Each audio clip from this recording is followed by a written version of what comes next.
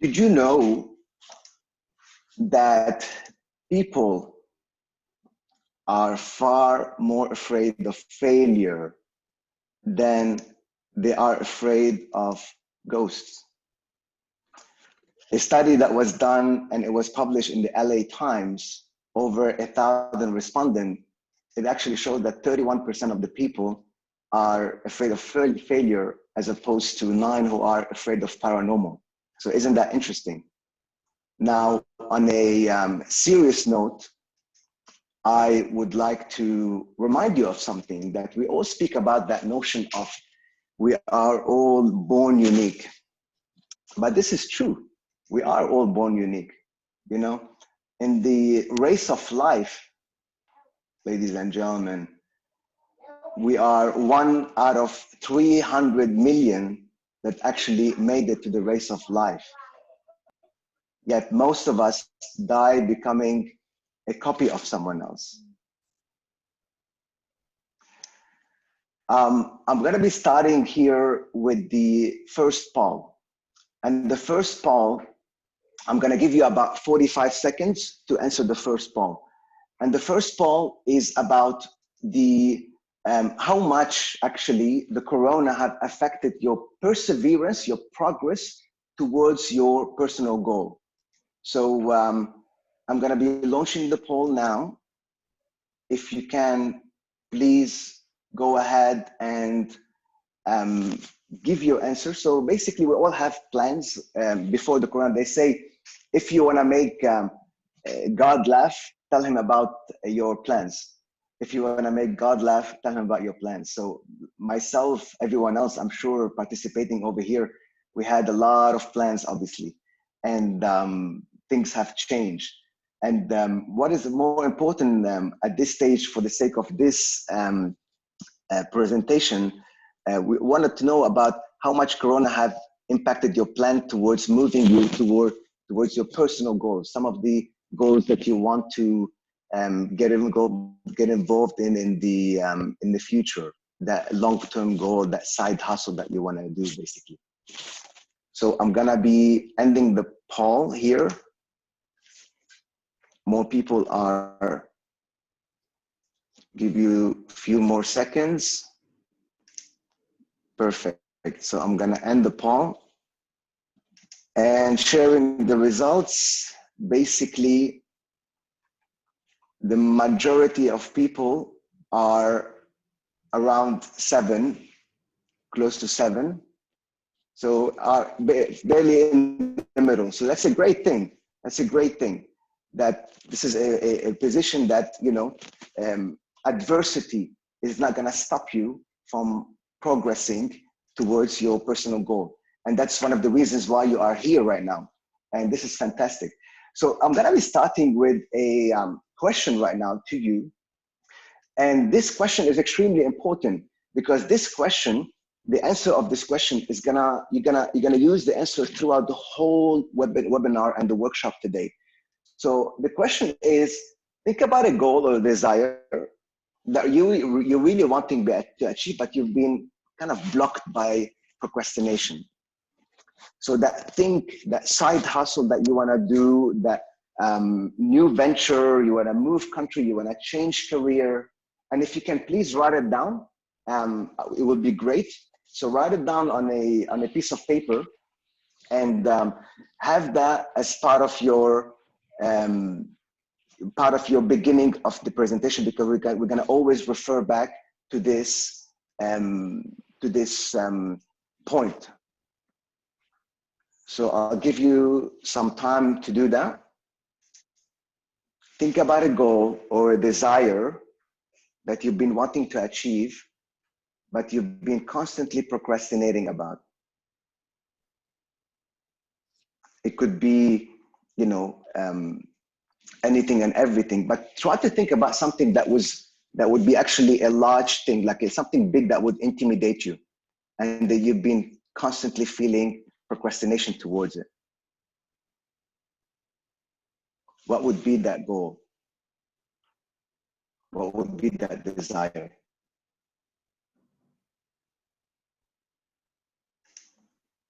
I'm going to try to navigate with the chat here to see if someone leaving comment. So, okay, so moving on. Perfect.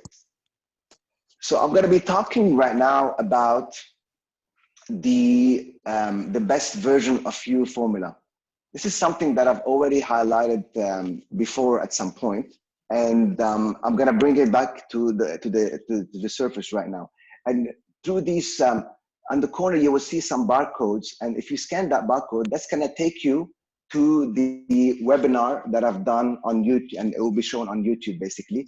So feel free to scan the barcode. That could take you at some point later. You can watch the full webinar. So all of us, we have our comfort place. We have our comfort zone. And this is the place where you know how to operate. This is the place where you are in control. It's business as usual. You feel so comfortable to navigate your life in that space, basically. And at some point, you have a desire.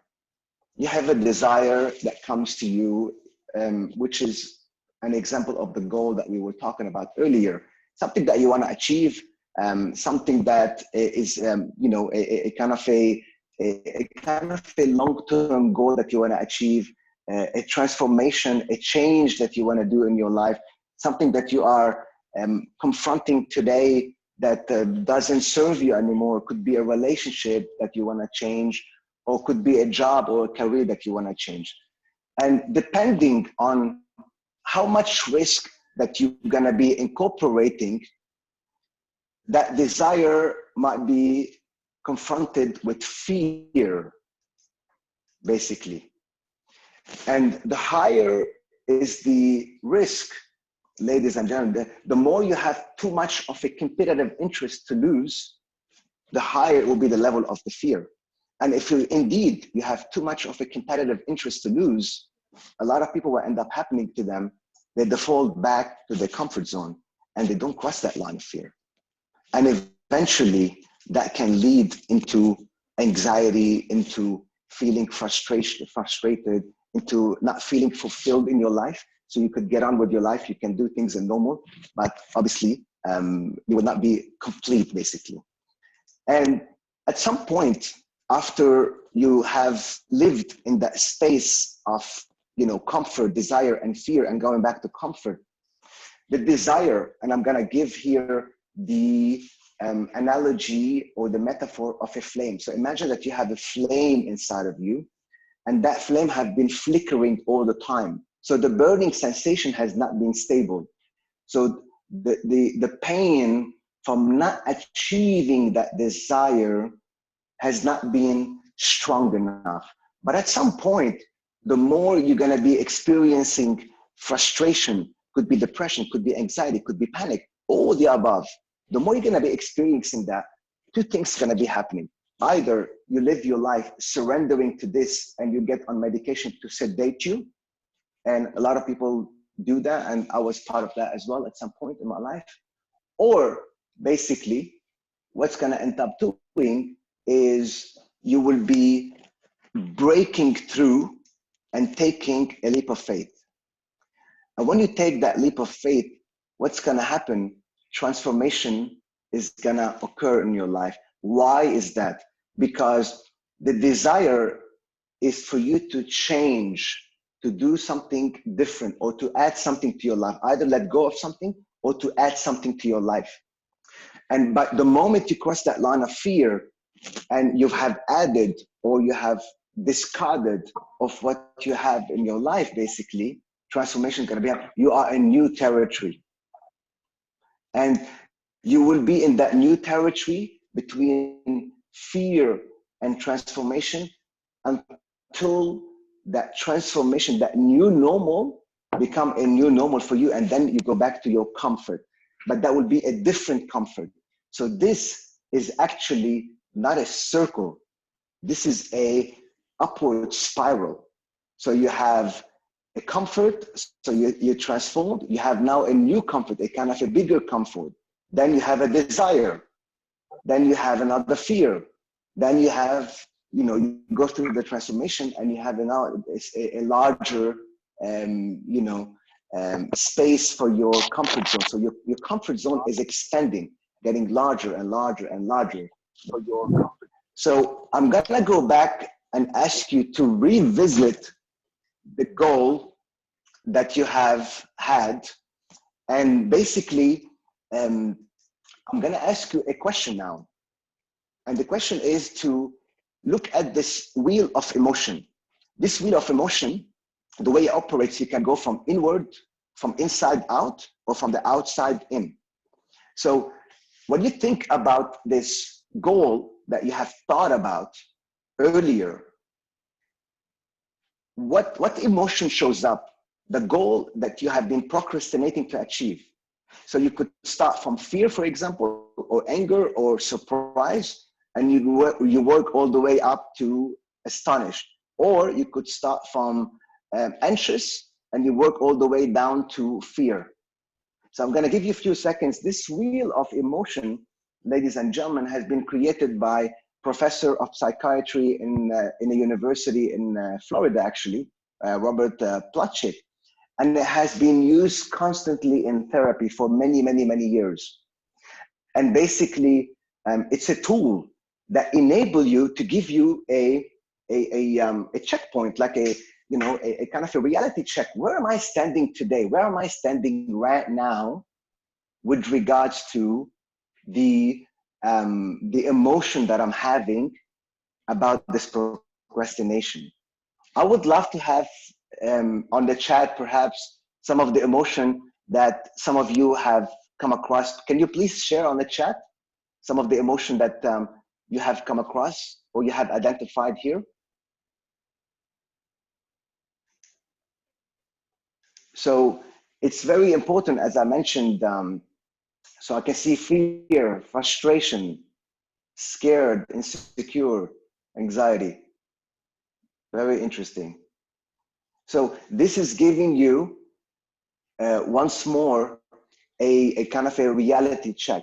You may not have all the emotion that you could be coming across, but you're gonna be picking up on the closest thing that you could relate to. And the way it works is very interesting because the opposite of each emotion, you have the opposing emotion. So you have fear and surprise, joy and anger, love and sadness, and so on and so forth. A lot of predominantly negative emotion that are being shared here: distress, irritation, annoyed, disillusion, guilt. And when you look at this wheel of emotion and you understand right now, this is where you are standing, do you feel, and please share on the chat, do you feel that you are, you have more of a awareness that today, right now, when I'm thinking about this emotion, that's how I feel? Would that give you a kind of a reality check, a pause, a kind of a being in the now, a sensation of being in the now? So I'm seeing a lot of people are saying, yes, it's about self-awareness. Absolutely. Fantastic. So moving on from that point here, now that I'm assuming a lot of people have identified their emotions, so please write down your emotion below the procrastination goal or the goal that you've been procrastinating about. So write down the emotion below that goal if you don't mind. And I'm going to be moving on to another poll here. And the poll is about choice. And I'm going to be running that poll. And I'm going to give you also a minute. So basically here, choose from 1 to 9. How much do you feel that you have a choice in your life? Where 1, you don't have a choice, basically. Everything is happening based on the economy around you. You don't have control. It's about the destiny. It's about the boss. It's about the family, the wife. And 9 being you have a choice for everything in your life. So you can change I don't know, your job, your career, anything and everything you want to change at any point in time. So 9, you have all the choice that you can make in your life, and 1, you don't have that much choice. So I'll give you more space to give your opinion about that poll. So I can see a lot of people are hovering around the middle here, which is great. So once more, 1 is I'm not too in control in what's happening in my life. So I'm going to be ending the poll right now and sharing the results. As you can see, which is a fantastic result, the majority of the people are saying 7 basically. So it means that at least the majority from the poll that you are closer to 9. So you have a choice in your life. You are able to make choices, which is amazing. And let's see how is that going to actually progress with us. So moving on, I'm going to talk about the cycle of procrastination. And once more, you have here in the corner a barcode. We can scan it and it will take you to the initial webinar basically. So basically, what's the cycle? And this is a cycle that I have created from my own experience, gathering all the knowledge that I've had from multiple self-help, obviously, sources, so to speak. So the first thing is to start the journey. So we are here, as I mentioned earlier, in your comfort zone. This is your comfort zone, and this is where you are at stasis. So you are not moving, basically. And eventually, you're going to be starting with your journey. You're going to be starting with your journey. And when you start with your journey, this, as you can see, is a spiral, is an upward spiral. So where evolution is going to happen. And the more you go deeper below the red line, the more you're going to be going within yourself. You're going to be going to your inner world. You're going to be trying to understand better about what makes you tick. And the first step will be to clarify. Now, what do I mean by clarify? A study was done and it was published on the HBR, Harvard Business Review magazine. And it was showing that basically the majority of the procrastination, or most of the procrastination, is initiated by a negative emotion. So it's something that you want to avoid. And this negative emotion, most of the cases, have the background or the source of a fear, So by identifying what is the cause, what is the negative emotion behind that procrastination, that goal that I've been trying to procrastinate, and where is it coming from? When did it started? Kind of unpacking it. And this is also the process of you being aware, of you waking up, of you having a realization that, hang on a second, this is what's happening to me. This is what's happening to me. This is where is this coming from? And we're going to do this today together. The next step is to break the pattern. So now, after you have identified what's the source of that procrastination, what's the negative emotion behind the procrastination, you want to make a choice. And the choice is, do I want to break the pattern or do I want to continue procrastinating? And should you continue on this journey and try to break the pattern and go deeper into the journey and try to stop your procrastination, the next step is to understand the cost of inaction. So as I mentioned, you have the procrastination, which is associated to a negative emotion. And here we are operating from the limbic system, which is your subconscious, ladies and gentlemen. So until you get to this point, as long as you are here, you are operating from your subconscious. So you have a negative emotion, you procrastinate. You have a negative emotion, you procrastinate. But once you clarified and once you have breaking the pattern, you are moving that emotion of procrastination, basically, or the fact of procrastination, you are moving it to your frontal lobe, and now you are more conscious. You are objectifying the experience. especially after you break the pattern. And what we are doing a brain hack. And what do we mean by that? So by speaking about, or by trying to go deeper about what's the cost of inaction here? What do I lose if I don't achieve that goal, basically? You are associating to that negative emotion a opposing or a counter negative emotion.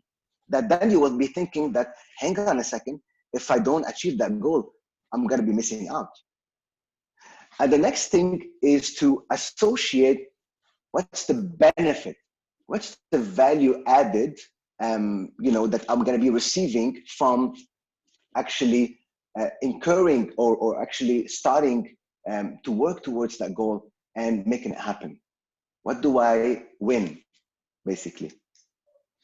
And then you gotta be working on the process. So they say, God forbid, that if you want to be eating an elephant, you don't eat it in one bite. You eat it small bites at a time, basically. And with the process, it's about breaking down that larger project, that larger goal that you have into small pieces. Because what happened, and this is one of our brain hack, is that the brain look at that goal that you want to achieve as this huge bubble that you don't know how to manage. You don't even know where to start. You don't even know where to start, basically. So once you are breaking it down into small pieces, achievable, realizable pieces, you are able to actually start knowing, where do I start? What's the next immediate small steps that I can do? And this is where you start making the action. You start taking the action. So the action that we are talking about is about moving forward with intensity, moving forward 2 millimeters at a time. Because if you move forward with taking large steps, you might be overwhelming yourself. And that's how eventually progress happens. So it's a process that you're gonna follow. And what we're gonna be doing today, ladies and gentlemen, is we're gonna start this process with you. We're gonna be starting this process, the most important work. So I really, really kind of encourage you to get involved in this to the best of your ability and play out full. Now, here's the thing. Don't take it from me whether this process works or it doesn't work.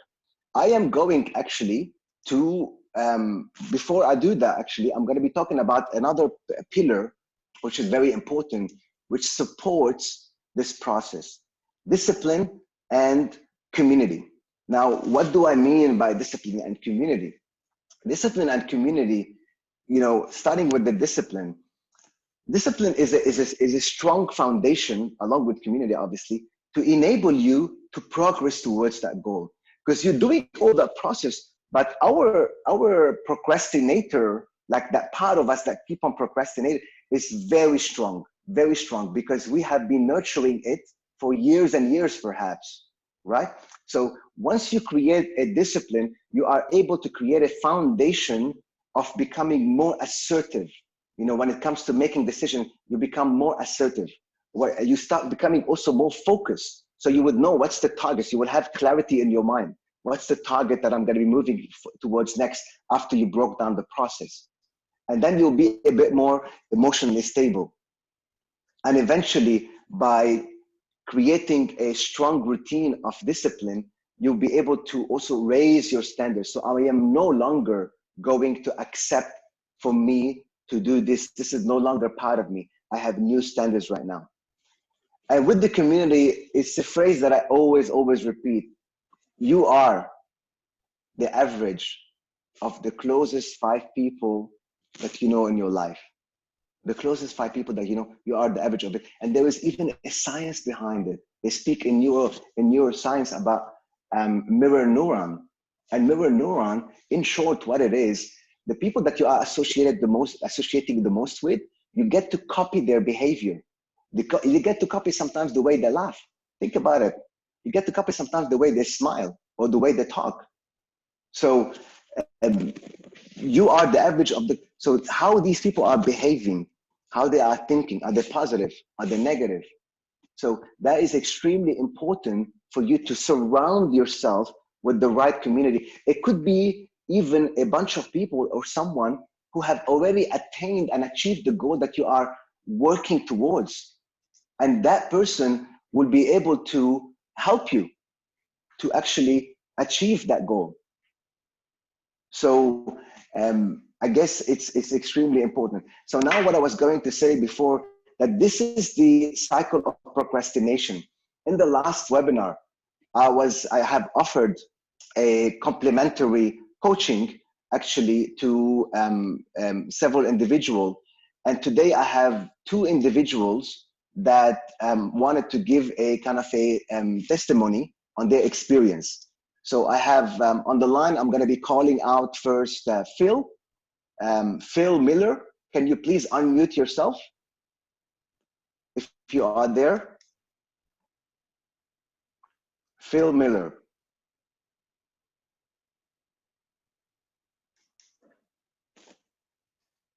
Right, I'm not sure if he's around. Perhaps I have Deborah. Hello, Lohan. Oi, Deborah, tudo bom? Oi, tudo bem? Thank you for joining the webinar today. Thank you for everything that you did for me. No, it was a pleasure. So I have here, three questions basically, just to give a objective opinion of how was your experience with the methodology, with the cycle of procrastination. So did the method work for you? What was the most powerful part, and what was the impact on your life?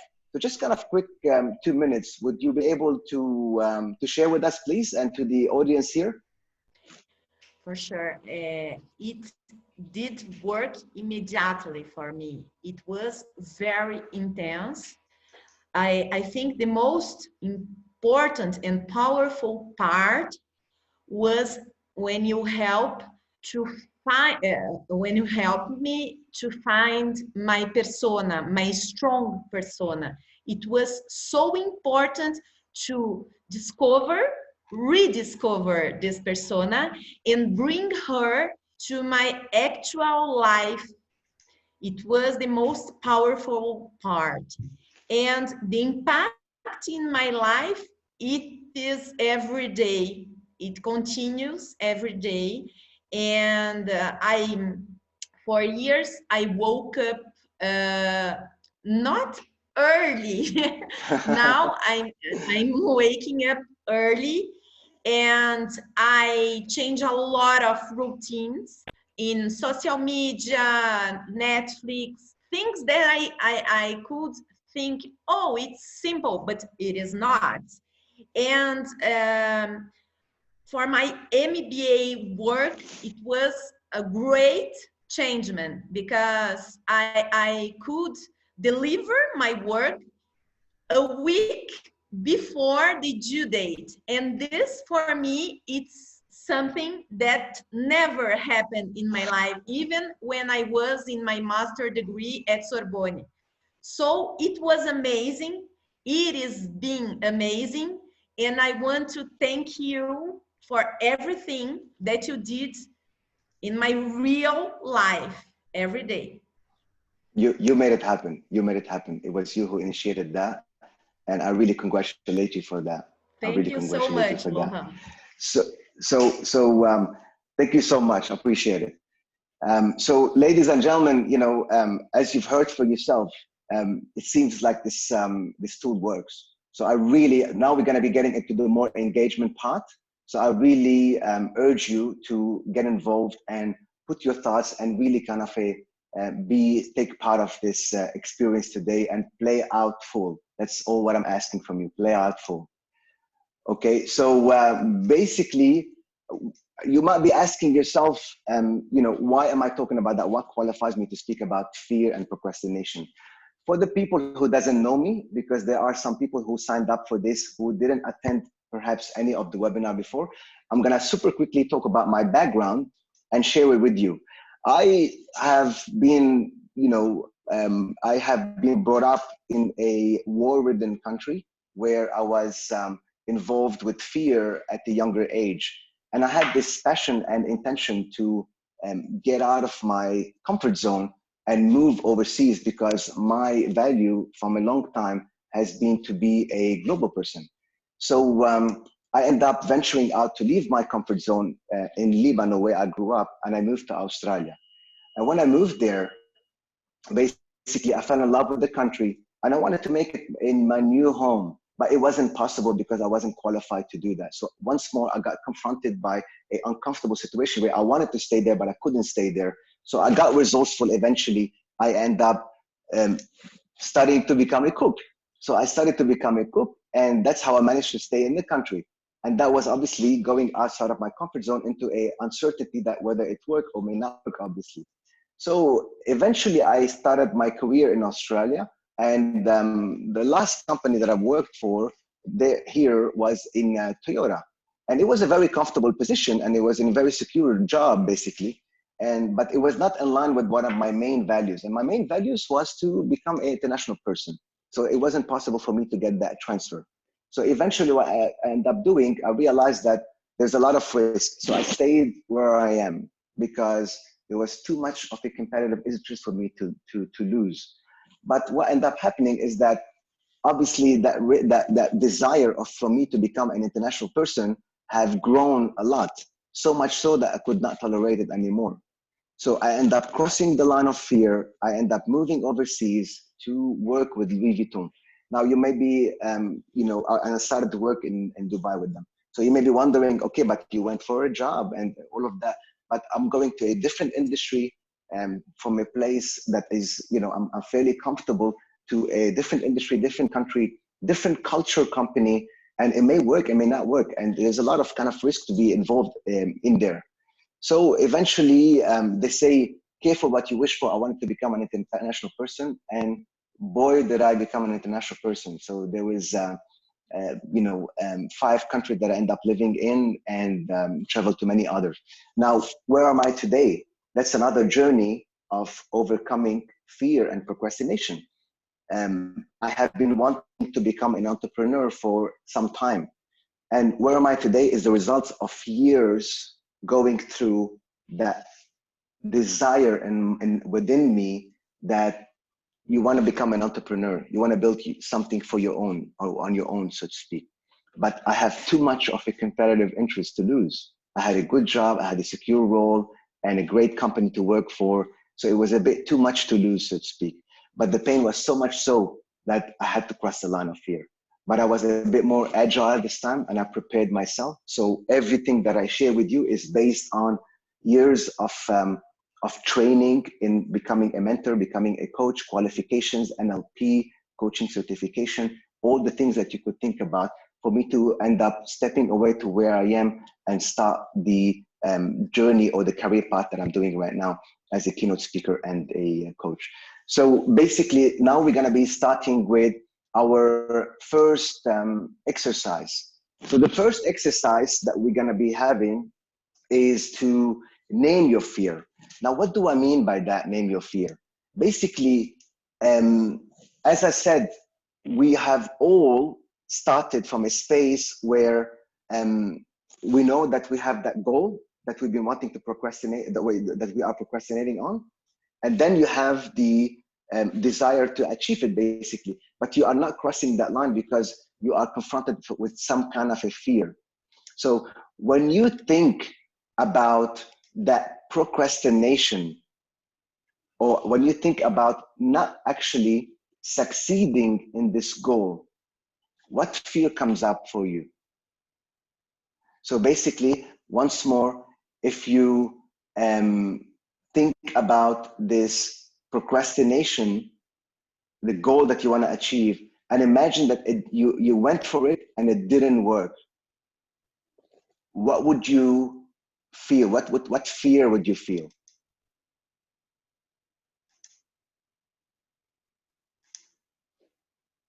What fear would you feel? So I'll give you some time to kind of think about that. So in my case, for example, I have the desire, I've always had the desire to become an entrepreneur, especially with the recent experience that I've had. but at some point, I was confronted by this fear of failure, the fear of failure, because that fear of failure is something that I've had for a long time. Now, the next part of the question is, where else did that show up in your life before? Where else did that show up in your life before? So speaking about the fear of failure, where else did that show up in my life before? And it's very important for you right now to go back to your earliest memory. Go back to your earliest memory, ladies and gentlemen, where you have experienced that fear. Not only go back to your earliest memory, also try to visit that moment, that specific moment in time where you have experienced that fear.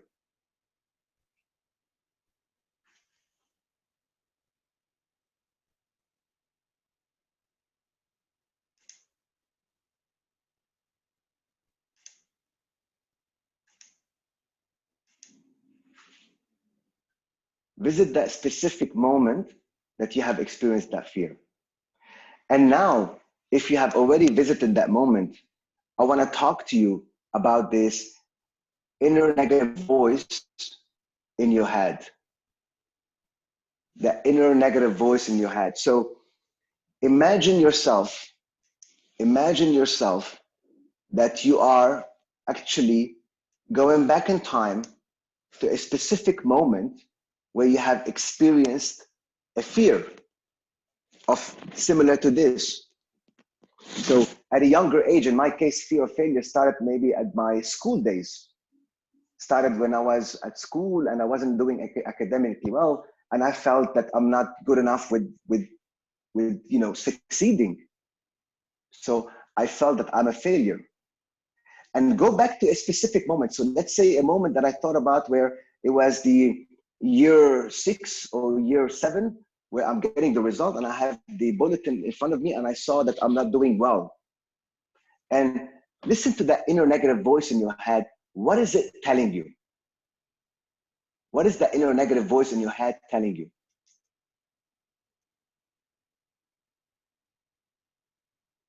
And try to the best of your ability to reconnect with that moment. Imagine that you are traveling your timeline of your past and you are watching a trailer of that specific moment where the earliest moment in your life where you remember that point in time where you experienced that fear. And imagine that this fear is in the form of a voice, and that voice is saying something. So what's that voice is saying to you? So go through that trailer. And extremely important, ladies and gentlemen, to dissociate yourself from that voice by giving it a persona. Give that voice a persona. Objectify it. Objectify it. How does it look like? Give it a shape, give it a color, give it a name, give it a smell. Call it a name and objectify it. And then as you are traveling back from that moment to where you are right now, try to identify moments in your life where you have that experience, that voice again. And what did that voice say to you? What did that voice say to you?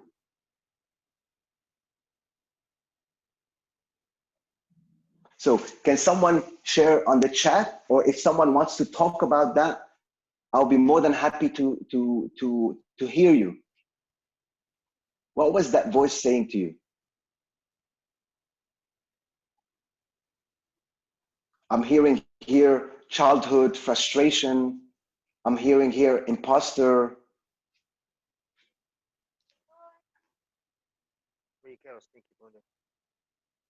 Rejection. No. Not good enough.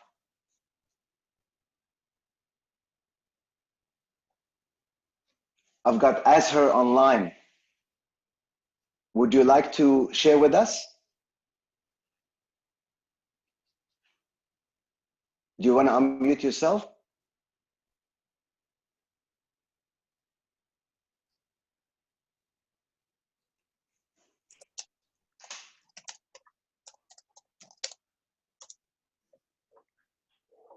Yeah, can you hear me? Ezra, I can Hello? hear you. Yes, I can hear you. Yes, yes. Hi, how you Go doing? ahead. I'm good. Uh, I'm good. Thank you for joining today. No problem. So this is really powerful stuff. I've actually gone back to year 2, and one thing I remember when I was going through those years, year one year I used to do really well educationally, and then next year I used to not do very well, and then I used to do well and not do well, and that became a pattern. I never could understand why that was the case, and it's just come to my mind. In year 2, we had Mrs. Mack, who was my teacher, and she used to get very angry and take her 1-meter ruler and smash it on the table. And it scared the shit out of me, basically. And I remember that was the first year that I had academically a bad year. And then the next year I had a good year, and then that pattern just kept on coming and going. And if you objectify it, so let's take a specific moment. Go to a specific moment. Maybe when she had the ruler and she were blasting it on the table in front of you, or whatever specific moment you could think about where that you felt that fear at the highest degree. What was the name of the fear again? In terms of objectifying it. No, in terms of which fear it was again? It was failure, not good enough failure. Okay. Yeah. And if you think about a specific moment itself, what would be the moment? What were the circumstances? You don't have to go through the circumstances with me right now or share. Yeah, I can do that. Okay, go ahead. I can actually do it. Yeah, so it could be anything from not being able to spell a word to multiplication tables. Simple as that, and just lost it. So let's go to that point where you are studying to understand the multiplication table, and that voice was very active. What was that voice saying in your head? Saying you can't do this. You're not good enough. You're just not going to. You're not going to get this, because I'm feeling when I'm thinking about that there's no space to actually think of the answer, because I was just too scared of what she was doing and what she would do. Sometimes she wouldn't smack it. She'd have it in her hand, but she wouldn't smack it. And that, and I feel, I'm thinking about this now, it's that block inside of me. I'm feeling very tight in my chest at the moment. It's not being able to actually express myself and give the answer, and not give the answer out of fear. And it is not that I perhaps didn't know the answer, but that her actions caused, I think, for the whole rest of that year, me being incapable of actually performing. Interesting. And are you able to personify that voice? Are you able to give it a kind of a color or shape, or give it a persona? Yeah, it's a big mouth. It's a shouting at me, basically. Okay. Bellowing and barking at me. Boom, boom, boom. So you would do yourself a favor, is to as much as you can objectify and make it tangible as much as possible. That is a very powerful already realization that where is the source, or what's the earliest memory that you've had when it comes to that fear of failure that you are experiencing today with regards to that goal that you want to achieve today. Because if you travel from that past experience at the year 2 or whatever was your age, basically at that point in time, and you travel back to where you are right now, you will see some milestones or some points in time where you have had experienced the same pattern of the same fear. And it's all starting from that source. And you do yourself a favor if you would personify it right now. Okay, so if you move ahead academically speaking, if I could just address that, I never actually performed academically, ever. Join the club. Yeah, all the way through. Never could understand why. In terms of the behavior, I mean, aside from other things that were going on at home, but I used to shout a lot. frustration. I was fearful of if the plans changed, if somebody changed my plans, that was it. I would because it would be out of my comfort zone. I would get really angry. You know, how dare you change my plans? Quite aggressive, intolerant. You know, all of this is now coming back. I'm really sort of seeing things quite clearly at the moment. Look, thanks for sharing. Go ahead. No, and in terms of, I think you and I know each other a little bit, but in terms of my own business, which I ended up with my brother and my family, 4 siblings, we worked together. You know, there was huge issues in terms of my behavior towards them. Partly now looking back at it because of, you know, I'm not good enough, and there was always this fight within me with them. And how does that make you feel right now? Yeah, it's a lot clearer. It's a lot clearer in terms of I didn't realize the Mrs. Max situation in year 2. This has just come up, so that's opened another door. Because I thought it was always my own family and my siblings, because we worked together for nearly 30 years. But actually, it's an external, or probably more external factors that may come in. But definitely this external factor. Fantastic. So I want you to stay with that for now, because we're going to move to the next stage, and you're gonna realize how we're going to be evolving from that space to another space right now. Okay? No problem.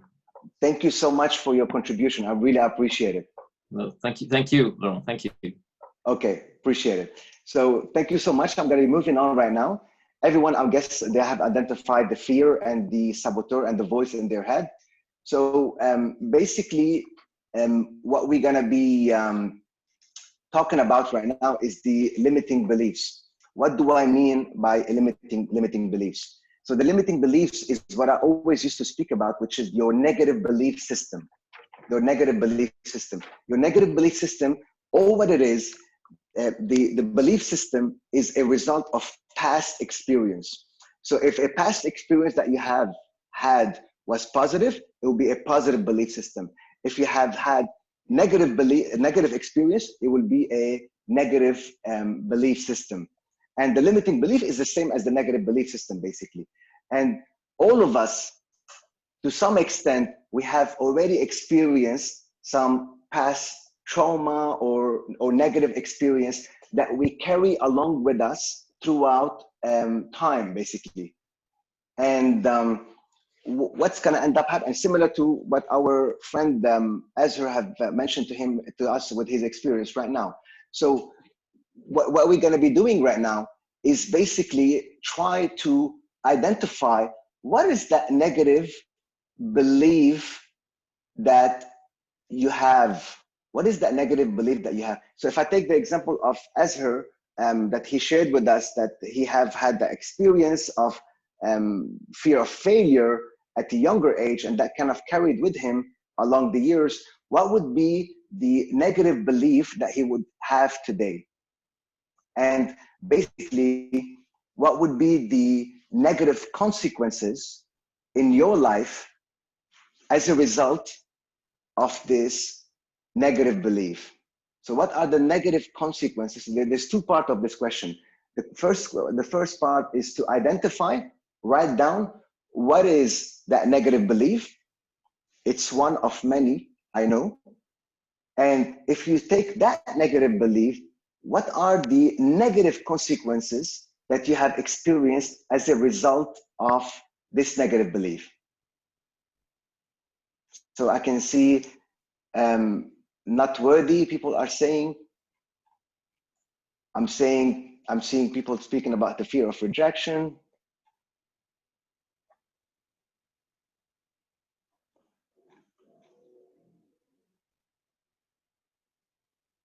What would be the result of that, the negative result that you have experienced as a consequence of that negative belief?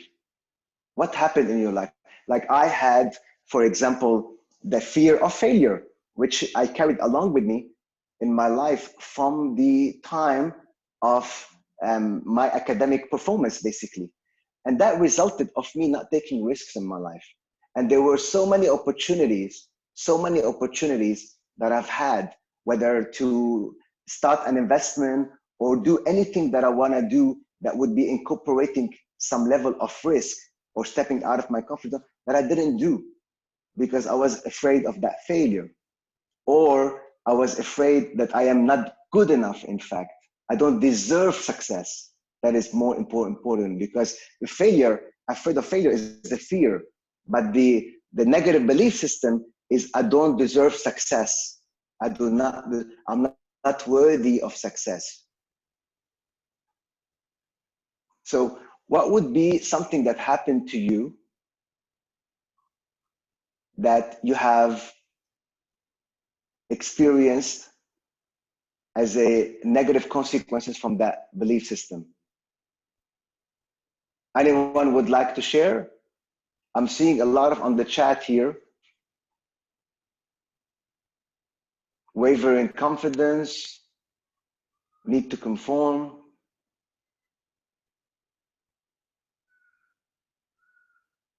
Not being good enough. Frustration. But these are all the feelings. I want you to go into an experience, something that you wanted to do, but you didn't end up doing because you have that negative belief system about yourself. Inconsistent performance, fantastic. Yeah, I can see that someone have allowed relationship to walk all over that person. What was the negative belief in that case? From Patricia Pimenta. What was the negative belief there that you had? Would you like to share with us?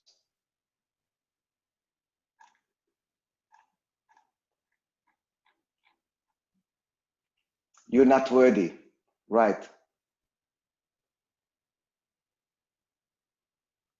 Right.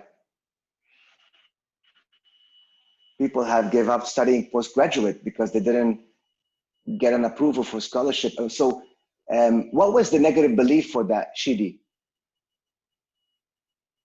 So you missed out on a postgraduate study because you had a negative belief. What was the negative belief there?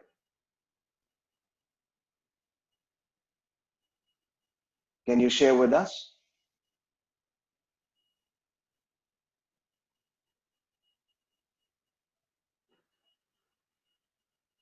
Okay, so basically I'm gonna be moving on, and the next point, and the next point is the cost of inaction. The cost of inaction here, what do I mean by that? As you mentioned in the cycle of the procrastination, we have basically clarified where is the fear and what's the negative belief coming behind it. And now we're gonna talk about the cost of inaction. So what is the cost of inaction if you go back to that initial goal that you wanted to achieve?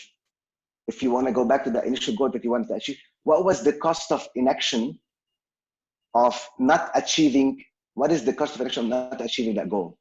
6 months from now, 1 year from now, 3 years from now. If you could list at least 2, so you have this goal, and let's say this goal is for you to open a new business. And if you don't go ahead and do this, what could be the cost of inaction on your life, emotionally, physically, or financially? 6 months from now, 1 year from now, 3 years from now. What would you be missing out on? How would your life look like? See yourself 6 months from now by not achieving this actual goal that you've been procrastinating about. See yourself in your mind's eye, travel to the future and see yourself, what is it that's gonna happen to you 1 year from now? What is it that's gonna happen to you 3 years from now? And what is that negative voice in your head telling you? What is that inner negative voice in your head telling you?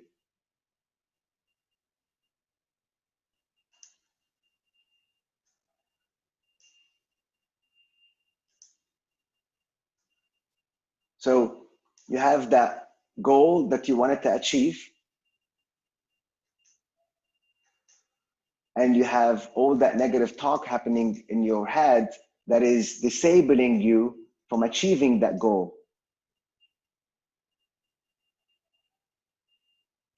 I can see that people are saying it will prevent from fulfilling my any plans like traveling and so on. But try to be more specific. Give yourself at least 1 or 2 specific situation where you see yourself 6 months from now, what's going to happen. So if I don't open my business, for example, 6 months from now, what would be happening? I would be missing out on an opportunity that showed up. 1 year from now, I will be living in regret. And that opportunity that showed up, it's going to prosper, and I will not be part of that. 3 years from now, I am still doing the same job that I'm doing, and I'm not feeling fulfilled. Financially, I didn't make the income that I wanted to make. So here, someone speaking about the losing weight and not being able to wear the clothes that you love, or the jeans or the t-shirt, that's fair enough. And how does that make you feel? And what's the voice in your head? And try to see yourself specifically in that point in time in the future. What's that negative voice that you have identified? What is it telling you? What is it telling you? Need to prove yourself out of the shadow of your family. Some comments.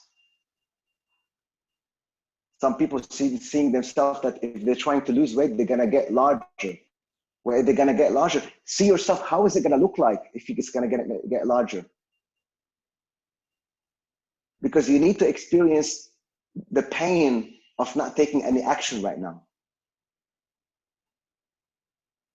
If you are doing something that is not fulfilling you right now, how would that look like 6 months from now, 1 year from now, 3 years from now?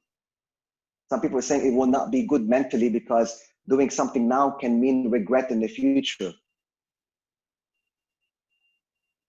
But try to be once more specific. Some Shidi here is saying, when I study in Canada, and if I don't realize that in 3 years from now, the person will be depressed.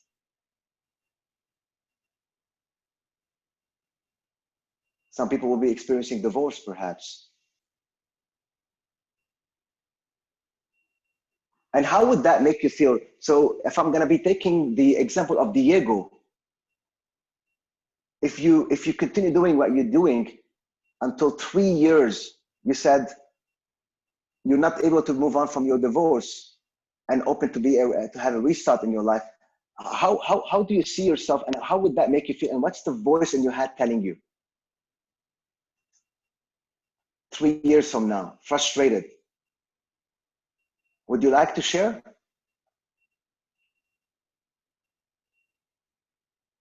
Moving in circles.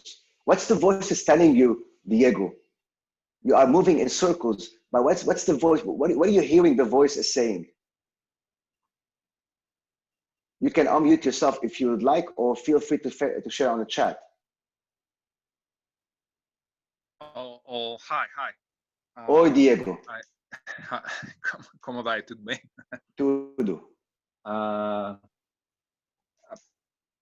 Well, not being able to move on, and it's taking years, and it's frustrating, and just staying in that situation it could take forever if I don't decide just to move on and start your life and be open for a restart. And yeah. What was your limiting belief? What was first the fear that you have identified before? Yeah, so I was kind of the odd one at school, I'm a military boy, so I moved around a lot, and it's kind of always a new kid and indifferent. So even though I was quickly to blend, on the other hand, I was different, right? Always standards. Yeah, moving Absolutely. around. But what would be the fear, if you want to name a fear?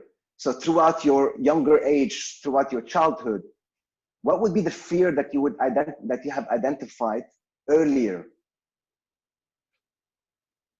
Fear of losing, fear of uncertainty, like not fitting, not fitting in, for not being accepted. Yeah, exactly. Not being accepted. Exactly. So when you say that, yes. So when you say that you are not being accepted, what would be the negative belief there? So if you listen to that voice in your head, what would be that negative belief that I am not good enough, or I don't deserve love, or I am not worthy of being accepted? Yeah, it's like I'm not fitting into this community or relationship on, right. It's kind of right. not fitting in, or feeling like I have to run. Yes, but when you are not fitting in, there is something inside of you that is telling you, because if you are feeling that you are not fitting in right now, there is a voice inside of you, a belief inside of you about yourself that I don't deserve love, let's say. I don't deserve to be accepted. For you to feel not fitting in, what would be that belief? Yeah, perhaps something like that. A combination of what you just said. Not, I don't deserve to be accepted or loved. Okay. My dad, as he said, was also a big influence in my life. He was in the military, so kind of tough as well. Plus, around and stuff. So I didn't receive enough hugs and things like that. I received love in kind of a different way. Absolutely. So not being loved or accepted. Exactly. Yeah. Very powerful what you're sharing. Thank you for that. And when you are seeing yourself in the future, because they say continue doing what you're doing, continue receiving what you're receiving in your life. So when you are seeing yourself in the future, let's say 3 years from now, still listening to that voice of not feeling loved, not deserving love, not worthy of love, whether it's coming from the days of the love that you did not receive enough from your dad, or it could be from elsewhere. That's another direction that we could be taking. But at the moment, if you look at your future, what do you feel that this voice would be telling you? And how do you see your future 3 years from now? Not to go into detail, how would that make you feel? What would be the sensation? Yeah, so that voice, the negative voice is telling me to be alone and single, lonely. And I see myself with a family, with my son, with a community, people around, okay? Okay. Well, look, thank you so much for sharing. Stay tuned and keep going with the next steps that I'm going to be giving here, because that's going to get you to try to find some counter answers to where you are right now. And I can promise you with that. Thank you so much, Diego. I appreciate for your contribution here. Thank you. Okay. Powerful. Thank you. So basically, moving on from here, I want to talk to you about a bit of a theory here, because we're mixing theory and actually practice in this workshop. So breaking the pattern of negative emotion, how do we do that, and why is it important? So what I'm going to do right now is I'm going to share with you a bit of a theory of how and where did that started. In a study that was done by Dr. Alan Watkins, a neuroscientist based in the US, he have identified that emotion is actually energy in motion. So it's a data in the form of electrical signals. And it's all happening in your limbic brain, meaning that it's in your subconscious. We don't have conscious of that. Whereas the feeling is having awareness of your emotion or of the energy. So starting from this hypothesis, there was a flow that I want to be sharing with you, which was based on that study, that's going to give you a bit of a knowledge of what's happening inside of your subconscious and your conscious when it comes to the emotion that you are feeling, and how could you then break the pattern. So we have already established that emotion is energy in motion, right? And we have established that if you are aware of your emotion, then it becomes a feeling. So then if you are not aware of the emotion, ladies and gentlemen, it becomes a subjective experience. What do I mean by that? It means that it is run by your subconscious. It is you are one with this experience. So if I am acting as vulnerable or as weak or I'm helpless, this is my identity. I don't know anything else about me other than I am a helpless and weak person. And this is how people start blaming external factors. They start blaming external factors that because of the economy. So if we look at the choice before, because of the economy or because of whatever it is happening outside of me, I am weak, I am vulnerable, I am helpless. And that's how we go into the victim mentality. That's how you go into the victim mentality. Here is an interesting piece of information. Here's a picture. Every day, on average, all of us, we experience 12 emotions. Every day, we experience 12 emotions. But do you know how many emotions this study and other study have identified?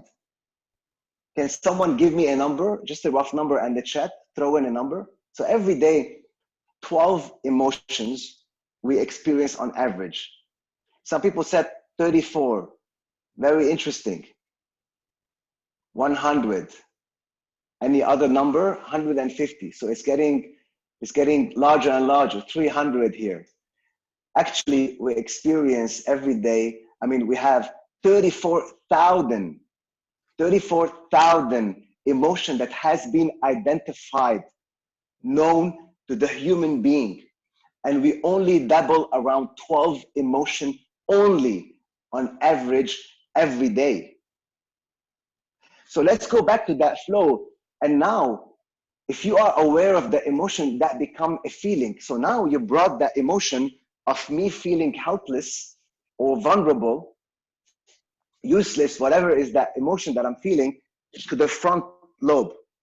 And I am now having a objective experience. Why? What do I mean by that? That I am looking at it and I'm analyzing it. Before, when I shared with you that wheel of emotion, you have identified the emotion that you are feeling towards that procrastination, towards that goal that you want to achieve.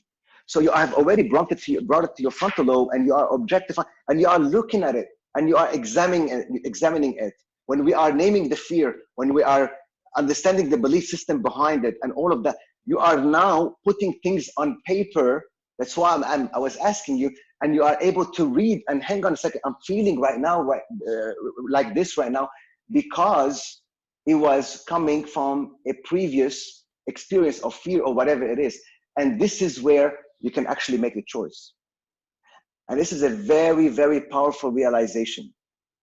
Because when you make the choice, this is when you decide to break the pattern. This is when you decide to break the pattern.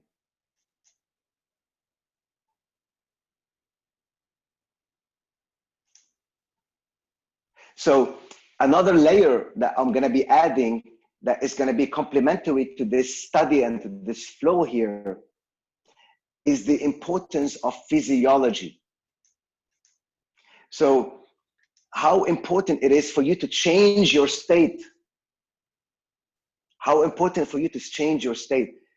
As we discussed earlier, we said that the emotion, once you are aware of it, becomes a feeling. Once it becomes a feeling, you are looking at and you are examining it, you can make a choice and you can break free from that. But breaking free from that, at some point, if you don't take any action, it will go back to your subconscious and it will drive you. Why are we now trying to identify the inner negative voice and to give it a persona? Because that emotion or that voice can go back to your subconscious and it can drive you. But if you identify it, if you break free from it, you will be able to actually examining it. But another layer that would help you to get closer towards overcoming it is changing your physiology. Because changing your physiology, it will change your state. Think about it. When you are depressed, go back to a time where you're feeling like frustrated and really kind of a negative and feeling down basically. And what ends up happening is you see that your body is not active. You don't feel like going and doing activities or anything like that. And if you change your physical position or your state, you'll change your energy. I always say the same thing. Energy equal movement, or movement equal energy, equal momentum, equal traction. That's the basic law of physics. So when you change your state, you'll be able to change your focus. And when you change your focus, ladies and gentlemen, now you are aware what is going on with you. You have a better like a state basically, and you have more energy. And this is where you decide to move forward with action and the behavior. What do you choose? And that's how you eventually get your results. That's how you eventually get your results. So let's move now from that space of the inner negative voice towards the space of the solution. So now we're going to be talking about the value add. So the first exercise that I'm going to ask you to do right now is think about or identify, write down please, what would be the benefits and the wins and the advantages if you actually go ahead and achieve this goal, if you succeed in this goal, or at least try to achieve that goal. If you start, and each one that you identify, try to identify at least 3 benefits. Each one that you would identify, score it from 1 to 10, where 10 is the most benefit, is the most positive outcome for you, and 1 is not so benefiting for me basically. So try to identify 3 here. And if anyone wants to share on the chat or on, they want to speak. We've got someone there.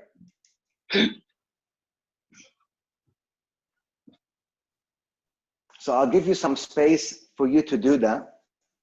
What would be the benefit that you can get, the three benefits that you can identify right now, and score it from 1 to 10. 10 is the most benefit that you could get. So I have someone saying you will be free and healthy if you lose weight. And how much would you score that from 1 to 10? How important this is for you? 10. And imagine, Lilia, imagine that yourself in 1 year from now, if you continue doing what you're doing, and you're going to be losing weight, and you're going to be losing more weight, and becoming more healthy, how would that look like? What would be the benefit that you will be getting 1 year from now? Lilia, if you could share with us, it would be great.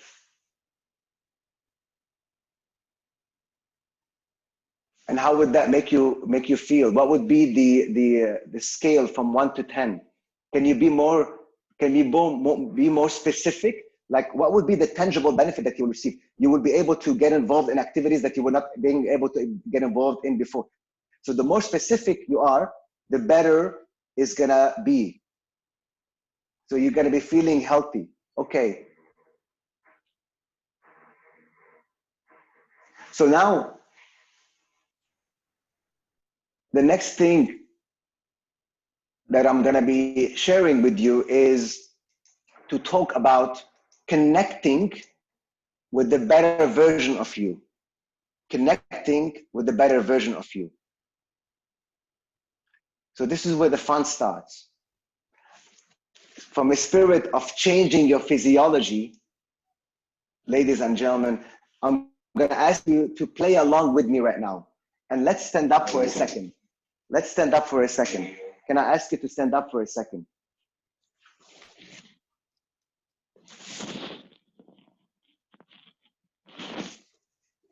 And I want you to, with this exercise, I want you to connect with the better version of you. And what do I mean by that?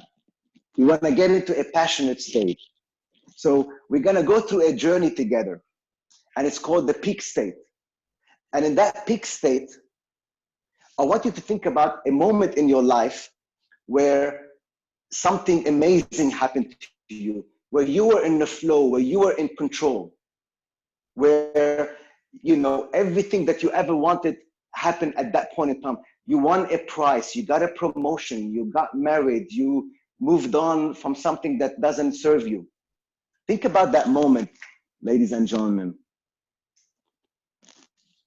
Think about that time, that moment in your life where you have experienced something amazing, and where you were in control, you were speaking, you were doing something, whatever you were doing at that point in time. And get into that state. How did you feel? How did you feel? Feel the energy in your body the way you felt at that point in time. Try to visit that experience. Go back in your head, back to the history timeline of your life, and visit that moment. Visit that moment of your life and see yourself. What were you doing? See yourself. What were you doing? See yourself. How were you feeling at that point in time? How were you feeling? Was it a feeling of exhilaration? Was it a feeling of happiness? Was it a feeling of you being in the flow, being in control? Life couldn't be any better? And which value showed up in this peak experience? Which value showed up in you? Like in my case, I could think about the value of being an international person, or value of being adventurous. So value of being an international person, I can think about the first time I left Australia and I went to Dubai, let's say, how I was feeling when I was moving. So which value I have honored the value of being an international person. And the most important part here is identify that positive voice in your head. That positive voice in your head when you are receiving that prize, when you are speaking in front of people, when you are doing that thing that made you feel so fulfilled, when you are running an event, when you are really in charge, when you are in control, you had that voice in your head that was telling you, congratulations, good on you. It was telling you something about you, that is the best version of you. Stay with that voice. Focus on that moment in time. Don't focus about how long this lasted. Some people are feeling strong. Some people are feeling, they were feeling accomplishment, calm, happy, and powerful. Stay with that voice. Stay with that voice and try to personify it. Give it a color. Give it a shape. Give it a smell. Try to objectify it. Similar to what we did before. The more you objectify, the more you know that this is an entity within me. So who else wants to share? I can share. Thank you. Please go ahead. I think what was I want to know from you, what was the voice telling you? We don't have to go into the moment. What was the voice telling you? It was telling me that I am capable, I am accomplished, I have all it takes to achieve what I want. So it's just my own sabotage that is preventing me from it. So when I feel that I'm capable, it's what I hear. Now, you and everyone else, think about that goal that you've been wanting to achieve and you've been procrastinating about. And imagine yourself that this voice that you have connected with before is the voice that is driving your life to the future. So imagine yourself 6 months from now, 1 year from now, and 3 years from now. How would your life look like? How would your life look like? Think about it for a moment and stay with that energy in your body and try to amplify it. How would your life look like 6 months from now if I'm listening to that strong voice in my head?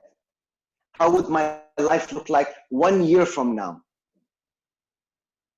How would my life look like 3 years from now? And be specific, go into details. If the person that was talking about, I want to be losing weight, for example, how would my life look like when I'm losing that weight, and how I would be feeling? How would that voice, what emotion I would be experiencing? What emotion I will be experiencing? And when I am in control.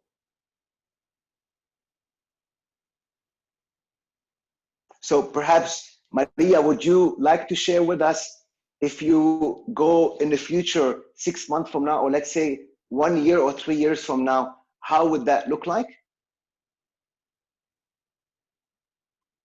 Anyone would like to share? I can see elation.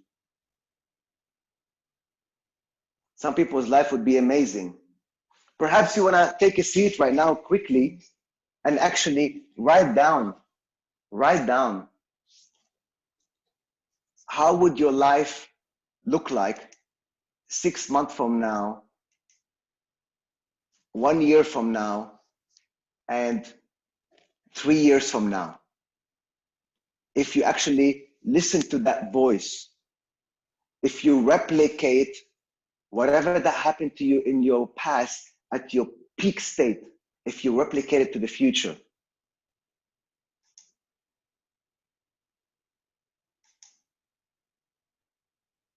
How would life look like?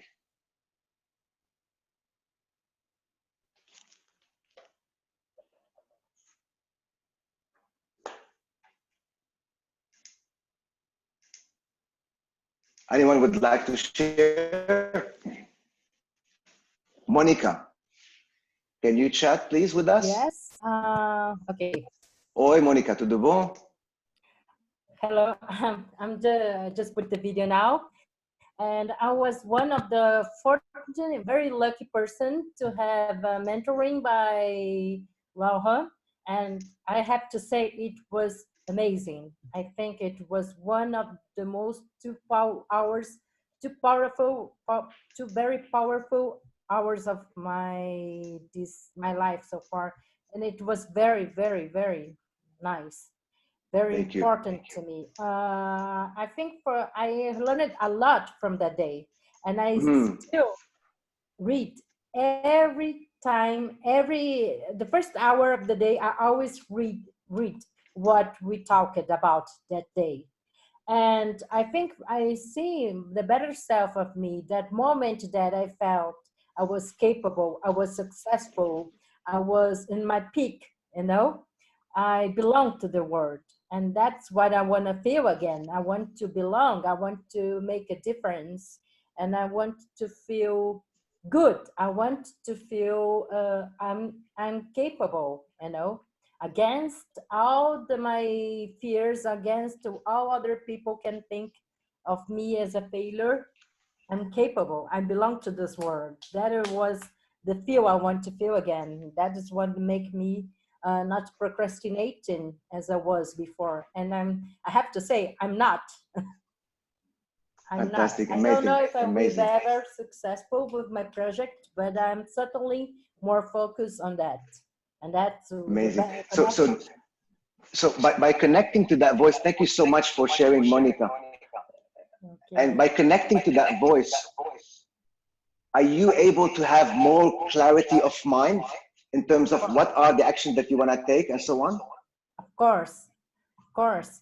I was to talk to you that was felt a little, it was a very strong conversation we had, because you feel with so much, have so much emotions that I didn't talk to anyone before, even with my family or my close friends. And then you say, oh my God, there was this moments in my life, and I'm a human, you know, I'm capable of feel this again or even better. So why am I staying like this, you know, like procrastinating and 0.0, you know? I can do it better. I can prove myself. So and what about choice? What about choice in your life? Well, the level of choice.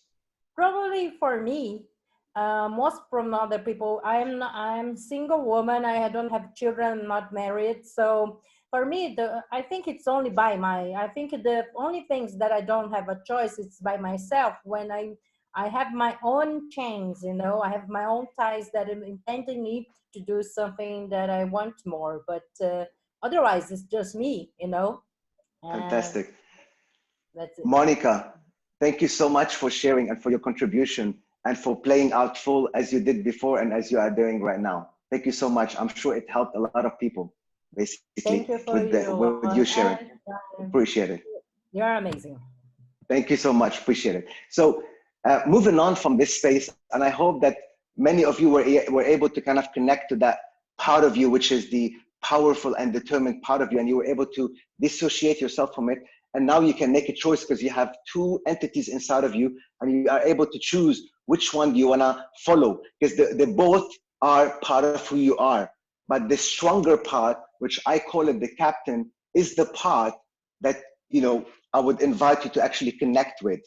And that should be the one that drives you, because it showed up, I'm sure, more than one time in your life.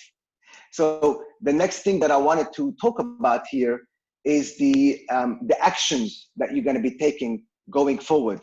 And here, to illustrate it to the best of my ability, I guess the best way to do that is I'm going to be sharing a whiteboard. And basically, what I'm going to show you here is a quick drawing that this is you. And excuse my poor drawing, and you live in this space, and this is your comfort, ladies and gentlemen. And what I mean by the 2 millimeter concept, anything beyond here, these are some objectives and goals that you wanted to achieve in your life. These are objectives and goals you wanted to achieve in your life. For you to go from here, and this is your comfort zone, as we said, and here is outside of your comfort zone, this area. So if these are the objectives that you want to achieve in your life, basically, you know that for you to do that, you're gonna have to cross your comfort zone. And if you do it in one go, you might be overwhelming yourself. And this is where the procrastination kicks in. So this is where the procrastination kicks in. But for you to be able to really achieve your goal, you need to expand your comfort zone. And how do you do that? You do that by slowly but surely start taking some small steps, small fearful steps outside of your comfort zone. And when you take these small steps, you will grow your comfort zone.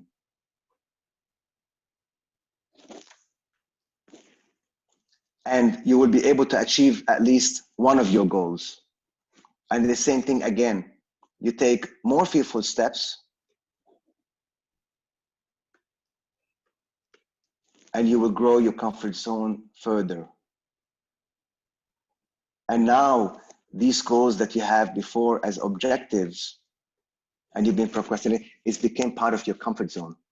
And that's how you start this cycle of growing. So you are increasing your comfort zone by taking the small incremental steps. And that has to be done ladies and gentlemen, every single day, every single day. So it's not an overnight sensation. Okay, so going back to the presentation, basically that was the last, one of the last kind of theory that I wanted to share with you. Now I'm going to be making the last poll here about choice. If you remember, when we made the first poll, we spoke about what would be the choice. And now I want to run the same poll. So if you can please help me with answering what would be the scale from 1 to 9, how much you choose, where 1 is you cannot have too much choice in your life, and 9 if you have too much choice in your life. So where do you stand right now? You know, and do that choice based on that powerful voice inside of you. Let that powerful voice make that choice. So 9, I can have all the choices that I can take.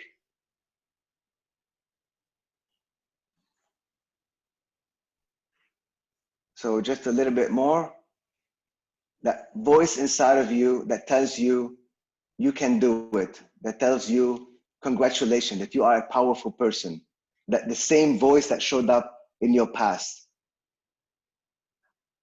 Okay, so I'm going to be ending the poll and sharing the results. In just a matter of 1 hour, we were able to move 1 step forward towards making a stronger choice. Isn't that interesting? So imagine the power of constantly, continuously doing that work on yourself. Every day, every day, every day. And you go out there and you take small, fearful steps. You take small, fearful steps every day for you to eventually become the better version of yourself. So that was the poll. Now I'm going to be asking for you a call to action.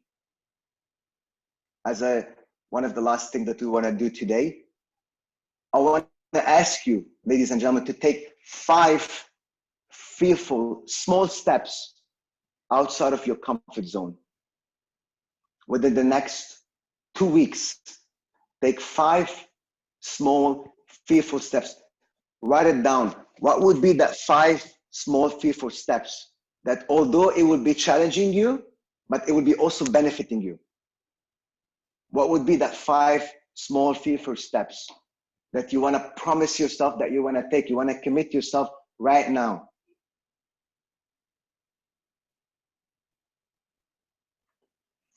Could be very small. Could be like you want to have a cold shower.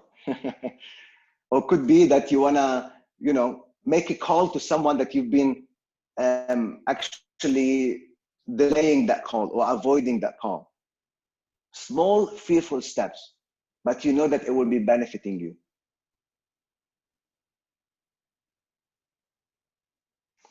And the next thing is, I want you to make 2 decisions today. 2 decisions that you are willing to commit to.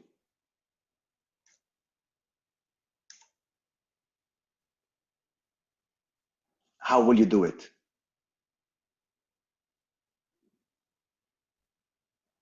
Two decisions in your life, 2 important decisions that you want to make today. How will you do it?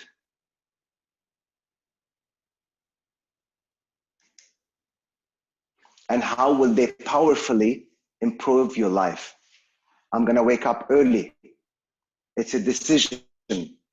This is my new standard. I'm going to wake up early, at least 10 minutes early. I need to work on 5 minutes every day. I'm going to be controlling, my intake of sugar to that extent per day. I'm going to be taking small, fearful steps at least once a week. And choose an accountability partner, someone that you know. Choose someone that you know that you're going to be sharing with him or her about these 2 decisions, and tell that person by when you will be making these decisions. So anyone wants to share here as a last contribution, or even on the chat? What fearful step do you want to take? What is one of the 5 fearful steps that you want to take? Or what are the 2 decisions that you want to make? Or never mind, what is the decision? How would it improve your life? The decision that you have taken, how would it improve your life? Can I share? Please, go ahead. Okay.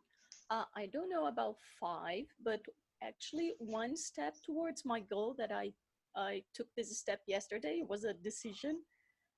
I'm already a translator, interpreter, but I wanted to become a conference interpreter. And for that, I need to study a lot.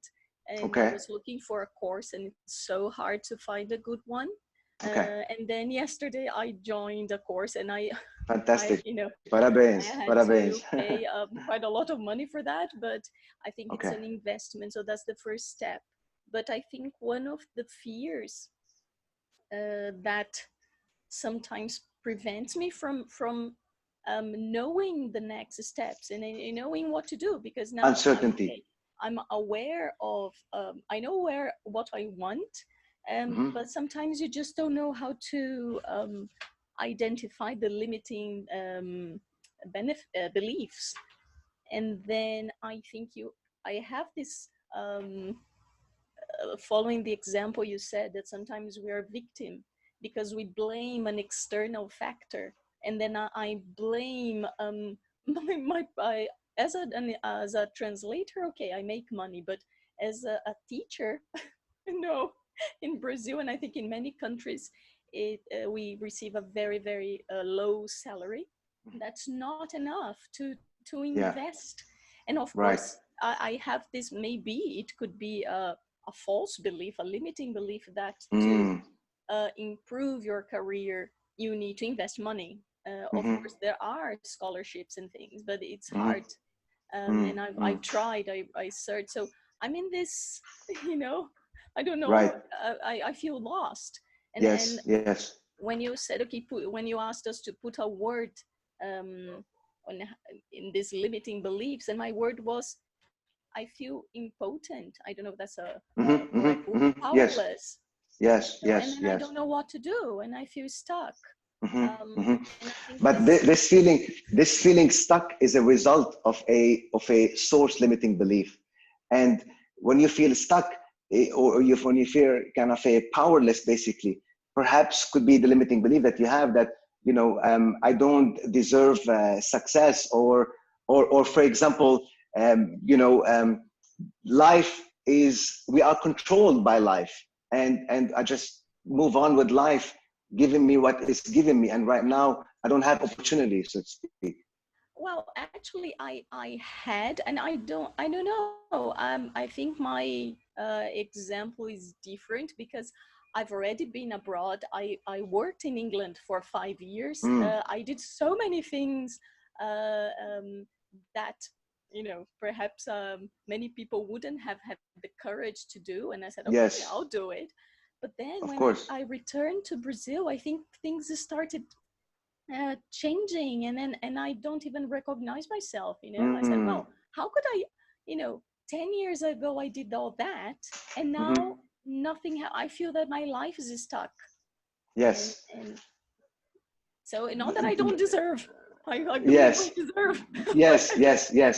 But from a spirit of choice, what choices can you make today that will enable you to break through from the space where you are right now, which is, let's say if you are not moving enough, let's say you are moving but not enough, by connecting to that part of you, that powerful voice, that powerful part of you, and by knowing that you need to make decisions and you need to move to actions. What is possible for you right now? What decisions you can make, 2 decisions or 1 decision you can make right now that it will improve your life together forever, and there's no coming back. This is my new standards. this is my new standard. I'm deciding. Mm-hmm. Yeah, I think one of the things that I could think of was this, maybe studying, and so that's why I joined the course. Actually, I paid for it yesterday, but it's going to start only September. Okay. But and then I don't know, you know, I have to think, I suppose. Okay, about no problem. All you said and what Sure. else I can do. Yeah. Okay. Well, look, thank you for sharing with us, considering you know, the situation, and appreciate you being transparent. Thank and yeah, we could connect at a later stage, basically. So nice. Yeah, thanks. No worries. Thank you so much. So basically, the next thing I want to say is I want to really kind of thank you for your participation, and I want to ask one more poll, one last poll here. And the last poll is, I want to understand from you which topics would you be interested in the future for me to talk about. You know, if I'm going to be in the future creating other webinars or workshops, which other topics you know, you would like me to talk about more in future webinars or future workshops? What would be of interest to you? So I'll give you some space for 30 seconds more.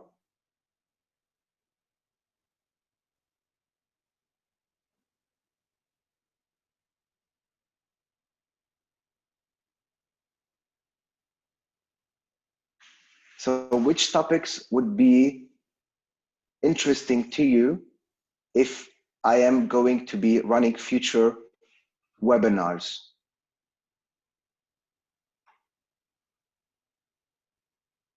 Okay, so I'm gonna end the polling right now and sharing the results. So it's very interesting, it's almost equal.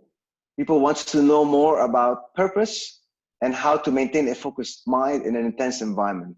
Okay, good to know. So with that in mind,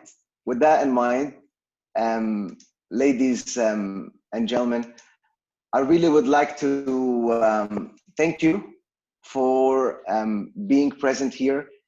Thank you for playing out full. Thank you for participating here. I wish and I hope that you got some kind of a clarity or awareness or some tools that would put you on a direction to start tackling that objective or that goal that you have been procrastinating about. There's a lot more I could share in future events. So I want you please to connect with me. If you can scan that barcode, you will be able to connect with me on social media. So I will please urge you to connect with me, because I share a lot of content and there will be future events that I'm going to be organizing. And please, I would love for you to be part of my network. So join my network. You can scan these. The other thing is, I'm going to make 2 offers today. The first offer is the first 5 emails that I receive. If you scan that barcode, you will be having an email. The first 5 emails that I will receive, I will be offering a 1-hour coaching to the first 5 people that they're gonna be sending me an email. The people who have already before I connected with can no longer participate because they had the chance. I'm talking about anyone who would send me an email right now. I would give a 1 hour for free complimentary coaching session for the first 5 emails. And the last offer that I'm giving here, I've been organizing workshops for much smaller group. So imagine what we're doing right now, but for a longer time and you know, more intense, a lot more intense, a lot longer basically.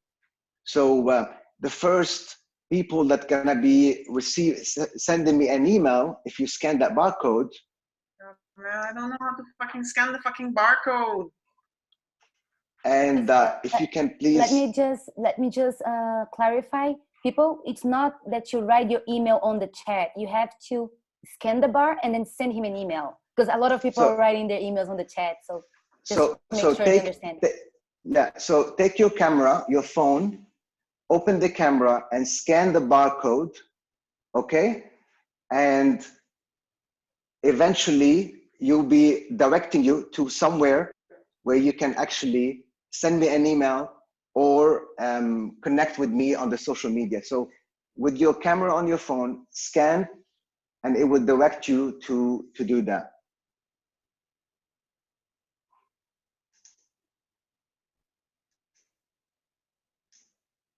Okay, so once more, with that, I'm complete today. Thank you so much for playing Full Out once more. Thank you so much, FGV, for hosting me one more time. And I really appreciate this space, and that anyone, hopefully they have benefited from this experience. So I look forward to connect with you in the future. Once more, please follow me and join me on the social media. And we will be in contact, and I'm sure I'm going to be organizing other events. And you know, I look forward to you know, for us to get closer together and to be more in sync with this experience and help you to become a better version of you. So over to you, Professor Georgi. Fantastic session. Wow, I loved it. I took a lot of notes myself, right, on how I can also overcome my fears and avoid procrastination, and, you know, be a better version of myself. I'm going to reflect about that, and I'm sure everybody is. So thank you very much. Very, very deep, very, you know, touching. And I think we need this. Right? The world is not just for us to work or to earn money. There must be some more purpose. And many times we don't pursue that because of what we miss in the short term. But as you said, what is the cost of inaction? If we just think about the present, where will we be in the future? You said 1 year, 3 years, oh, think in 10 years, where will we be if we don't start taking some small steps now, right? And instead of taking a very big leap and maybe falling and then giving up. No, take small steps, build your way, pave your way. Thank you very much, Laurent. Okay, if somebody would like to say something, please, right? Or to say to Hello. Laurent. Yes. Hello. Can I speak? Yes, please go ahead. My name is Tatiana. Nice to see you. Oi, Tatiana. Thank you very much. It was very nice. I just wanted to share a small experience, because first time when I met you, it was here in Sao Paulo. Physically, I remember. Yeah, maybe in February. And you were talking about 30 days challenge, something like that. Yes. And I started my 30 days challenge with reading 10 pages of book per day. And every day. And since February, I already read 6 books. And before I was always telling that I don't find the time and things like that. And I'm very happy to share this video. Thanks a lot. Parabéns. Thank you so much. Thank you so much. And thanks to Professor and everybody at FGV for organizing this. Thank you. Parabéns. Thank you. It's very interesting what you said. I'm just going to make a quick comment about that, because this is going back to discipline. And, you know, now you are able to objectify that positive, powerful part of you. And you are able to actually go ahead and use that, because you have done this achievement, you know, since February until now, 6 books, amazing. That's amazing. Like, realmente parabéns. And now you can stay connected. So you have the momentum, you have made the movement, you have traction. So what's going to be your next challenge? What's going to be the next big thing that you want to do in your life? So parabéns, Tatiana. Okay, anyone else wants to make any comment or? Okay. Well, we're going to have other chance in the future opportunities to meet.